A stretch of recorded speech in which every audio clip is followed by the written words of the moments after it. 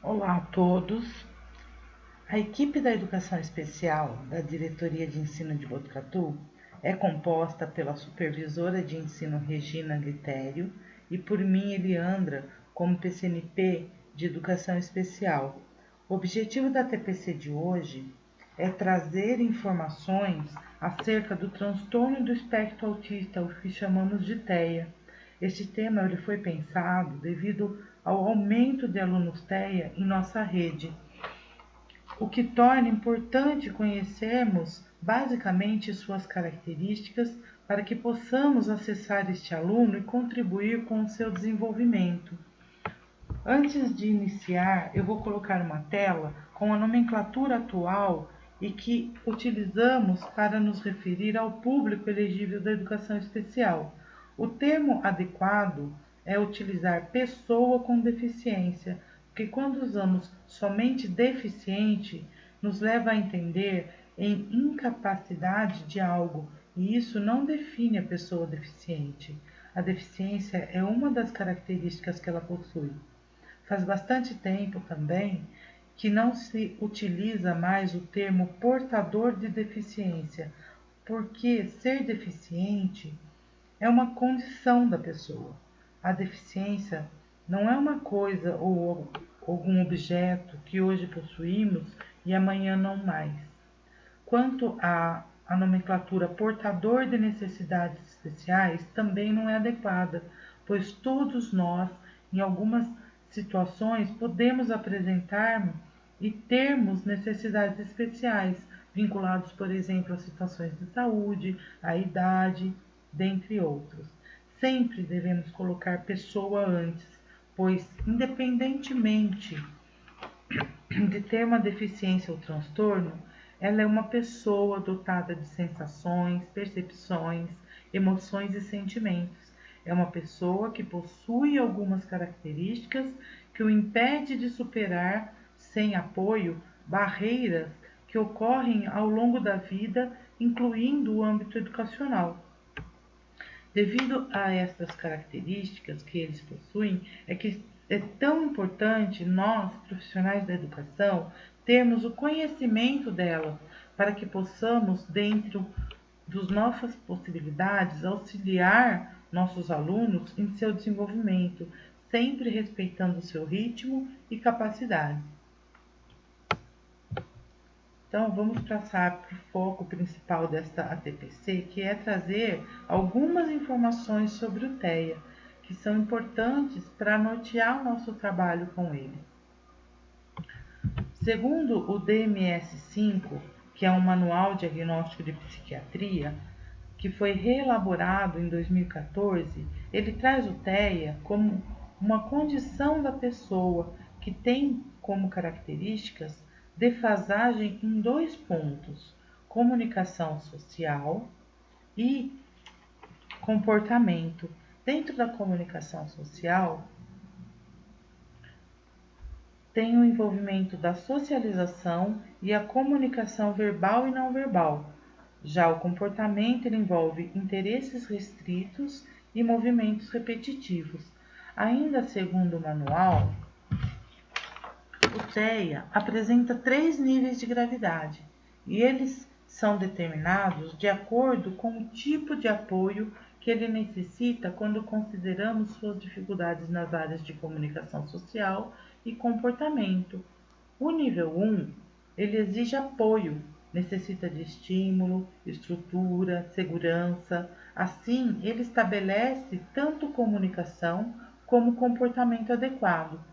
O nível 2 exige apoio substancial, ou seja, ele necessita de um grande apoio para executar uma comunicação efetiva, necessita de estrutura previsível, uma rotina muito bem elaborada, para que ele desenvolva minimamente uma comunicação efetiva.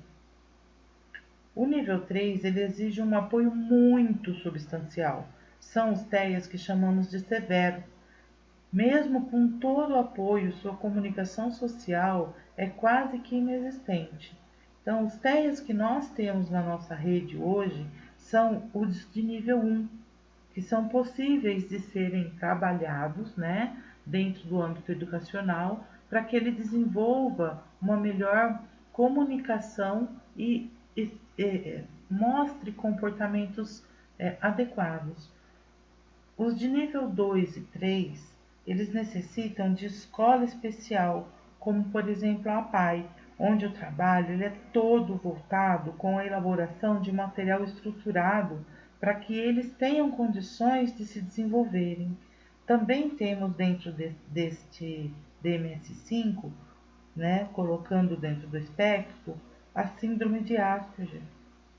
E este já a gente chama de um autista de alto funcionamento. Por quê? Porque ele é um autista diferente, porque ele tem a cognição preservada.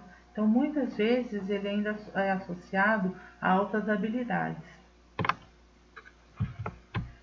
Para que a gente possa entender melhor, né, o TEA, é importante que a gente tenha informações de como se dá o funcionamento cerebral deles. Durante o período de gestação, o feto tem a formação de todas as células nervosas, ou seja, os nossos neurônios. Quando nós nascemos, uma gama desses neurônios são descartados, existindo um processo que denominamos de seleção neural. Muitos morrem e outros continuam em funcionamento, assim como o que estavam lá esperando o seu tempo, que nós chamamos de latentes, iniciam suas atividades fortalecendo e compondo as redes neurais que são formadas. Mais ou menos até os 3 anos de idade, perto de cerca de 40% dos nossos neurônios se tornam não funcionais e são descartados, o que permite a formação de conexões neurais mais elaboradas e fortalecidas, para poder processar os estímulos que captamos e elaborar respostas específicas para eles. A pessoa com TEA não possui esse evento de poda neural, fazendo com os neurônios que deveriam serem descartados, eles permaneçam acarretando em um cérebro maior, porém não funcional, pois não estabelecem conexões funcionais e, dependendo da região do cérebro, essas células acabam interferindo nesta rede neural, ou seja, nas conexões nervosas, provocando as alterações com relação à comunicação social e comportamental. Todos nós obtemos a aprendizagem, né, através da captação de estímulos, utilizando os nossos sentidos. Uma das características também do TEA é apresentar distorções perceptuais, ou seja, elaboração errônea da percepção e, consequentemente, das sensações que cada estímulo capturado por ele provoca.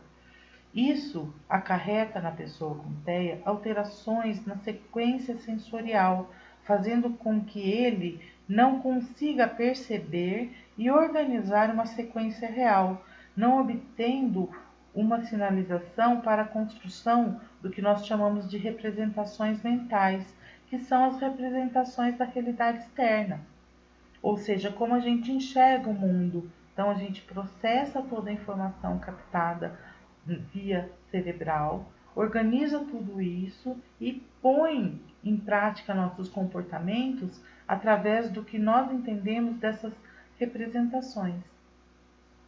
Traduzindo tudo isso, os estímulos captados por eles são processados de uma maneira desordenada, o que traz um sofrimento imenso a ele, e sinalizam isso através de comportamentos atípicos que nos causam tanto estranhamento, né? São situações que eles nos demonstram que não são típicas do nosso comportamento. Por isso é que devemos tomar muito cuidado com a quantidade e intensidade de estímulos que fornecemos a eles, pois o âmbito escolar ele já contém uma grande integração sensorial. Não devemos utilizar muitos estímulos auditivos e visuais combinados, esquemas representações com grandes quantidades de informações, esquemas muito coloridos. Durante o planejamento das aulas, nós temos que levar em conta, né, e considerar todas essa maneira de processamento cerebral das informações do autista, para que a gente tenha capacidade de deixar ele estruturado. Então é importante a gente perceber, entender as necessidades que eles têm. Eles são bem diferentes, por exemplo, dos alunos com deficiência intelectual. Esses sim necessitam que a gente combine o máximo de informações que possam ser captadas sensorialmente para que ele realmente tenha uma aprendizagem, é claro, respeitando sua capacidade. Então, eles são indivíduos diferentes, tá? Um precisa muitos canais perceptivos integrados, né, com um trabalho diferenciado. O outro já precisa de coisas assim pontuais. Ora, um apoio visual, depois você combina com um apoio auditivo, depois pode ser com um tátil, mas com eventos separados eles conseguem permanecer e trabalhar todas essas informações. É importante a gente também entender sobre o diagnóstico desse autista, né? Quanto ao diagnóstico, ele é clínico e é bem complexo. Necessita ser realizado por vários profissionais da saúde, o que nós denominamos de equipe multidisciplinar. A investigação ela chega a durar mais de um ano, em alguns casos, para o fechamento desse diagnóstico. Infelizmente, ainda existem alguns profissionais que cometem alguns equívocos. É muito comum, por exemplo, uma pessoa que é cega receber também um diagnóstico de TEA. Por quê? Por eles estarem privados, né, do canal perceptivo deles, que é a visão, eles fazem movimentos que nós chamamos de flap, mas esses movimentos servem para o cego para eles poderem compreender o espaço a qual eles estão inseridos. Então é importante ter essa diferenciação. Eles têm algumas características que são próximas, só que cada um tem uma maneira diferente de, de de ser, na verdade. Tá? Então, mas eles são confundidos dependendo do nível de movimentos que eles fazem, muitas vezes existe essa confusão. Outro que também é bem confundido com TEA são as pessoas que têm falha no processamento auditivo. Quando eu falo falha no processamento auditivo, não estou falando de surdez, eu estou falando não na captação do som, mas sim no entendimento do que se está ouvindo. Então, existem algumas pessoas que têm esse tipo de falha de processamento por vários motivos, tá? E essa não processamento correto, né, acarreta numa não interpretação do som que é captado por terem dificuldades de interpretar as mensagens e não compreenderem totalmente os estímulos, se comportam de maneira atípica. Então eles são muito confundidos também com o TEA. Alguns sinais que os TEAs apresentam podem aparecer perto de 1 ano e meio de vida.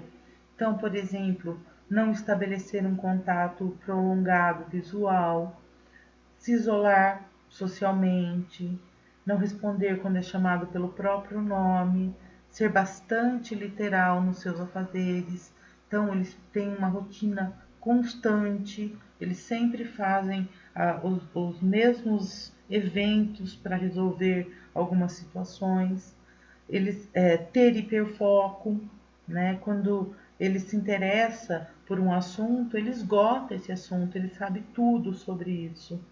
Apresentar o que a gente chama de ecolalia, que é uma repetição de palavras isoladas e sem sentido. Não utilizar a imaginação, isso remete a ele não saber brincar de contos de fada, ele não entender piadas, ele não entender metáforas, apresentar hipo ou hiperreatividade sensorial. Então, ou ele não reage a nenhum estímulo, ou ele reage com o mínimo de estímulo possível, de uma maneira super diferente, com um comportamento muito diferente de uma pessoa com esse mesmo estímulo. Como, por exemplo, o barulho. O barulho é uma das coisas que mais altera e desestrutura um autista que tem uma hiperreatividade. Em compensação, que tem hiporreatividade, você pode colocar ele dentro de uma escola de samba, que é como se ele estivesse sentado numa rede quietinho. Para ele não tem significado nenhum todo aquele barulho. Todos esses sinais que eles apresentam estão diretamente ligados em como eles processam desordenadamente os estímulos e devido a essa falta de poda neural que eles têm. Então, na hora deles fazerem todo esse processamento, esses neurônios, eles acabam atrapalhando essa interpretação do que eles estão captando. Então, o que vai acontecer? Eles não têm uma boa interpretação disso, não têm eventos sequenciais, eles acabam não tendo os mesmos comportamentos do que as outras pessoas. Todas as pessoas com TEA, né, elas necessitam de estrutura, mesmo os níveis em que se estabelecem uma comunicação eficaz. Quando todos em estrutura, quando falo em estrutura, perdão, estou me referindo à rotina, eventos com sequências previsíveis, pois eles não conseguem ordenar e elaborar representações mentais, pois os estímulos se sobrepõem um ao outro, deixando de ter uma sequência lógica. Essa imagem ela representa muito bem a pessoa com TEA. Tudo tem que ser bem direcionado, né? Com mudanças previstas, objetivas e pontuais, para que ele sempre fique estabilizado. Então, a pessoa que não é autista, ela consegue reagir ao ambiente de uma maneira integrada. O autista não, ele tem eventos separados que ele consegue compor e recompor, mas eles têm que ser apresentados de maneira gradativa, para que ele possa realmente processar todas essas informações e compor essa mensagem, e aí sim ele ter comportamentos adequados, vamos dizer assim. Então, neste momento, da TPC, eu gostaria que refletissem e discutissem com relação aos objetivos da educação especial inclusiva e uma educação geral, ou seja, elas são iguais? O que vocês acham que difere? Então, por favor, discutam. Vocês têm uns 10 minutinhos para discutir entre vocês.